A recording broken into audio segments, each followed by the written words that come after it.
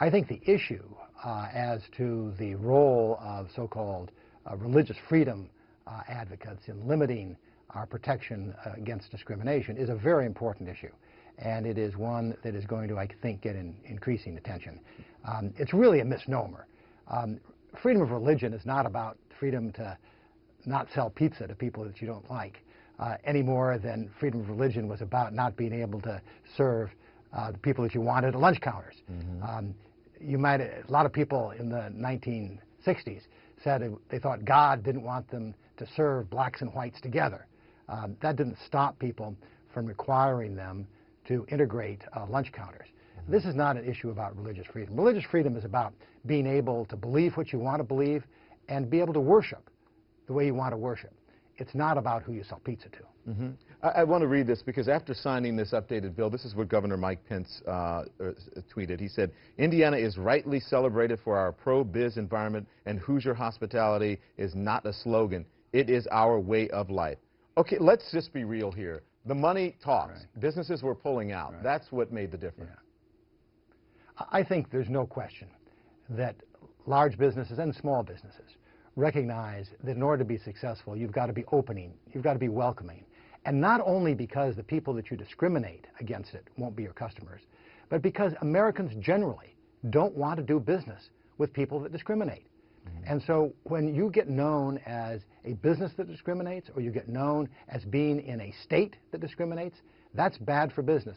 It's not just bad for LGBT business, it's bad for business generally, because Americans in general don't want to do business where people are discriminating. All right, let me get you to comment on that more specifically, because if Angie's List, right, the CEO of Angie's List, Apple, right. Salesforce, which was giving employees $50,000 to relocate, if all of these companies that make so much money for so many states, if they had not spoken up, would change have come so quickly?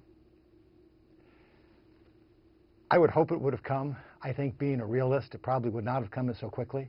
I think particularly in Republican states, Republicans listen to business.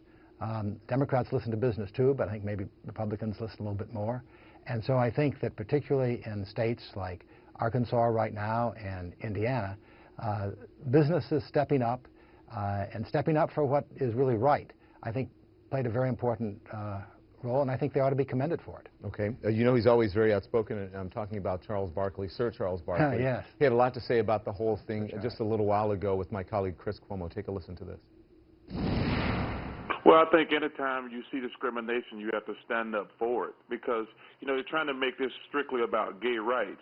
But what's next? If they have a Muslim customer come in there, or they have somebody who come in the military and they're against war, I think we have to really be careful, because any form of discrimination, you have to check it. Typically of the South, where I'm from, all these rednecks hide behind the Bible. That's what they do. That's one of the reasons the South is behind in everything. They always hide behind the Bible. It's strictly about discrimination. I have had a lot of supporters of this bill on the show, and they all say this bill is about protecting religious beliefs, not about discrimination, yet they didn't want to add the language to protect gays and lesbians into the bill. What is your take on that? This protecting religious freedoms doesn't mean protecting discrimination. There isn't a religion that I know of that says we don't serve pizza or flowers or cakes to people who we disagree with. Religion is about love. It's about inclusiveness.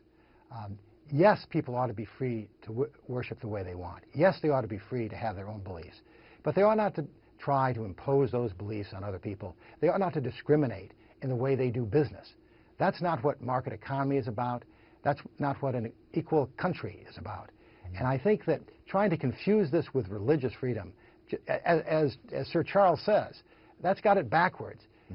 People have used religion over and over again to justify discrimination against African Americans, against women, against people that they didn't agree with, against people of different religions, people of different ethnic backgrounds. That's a false religion.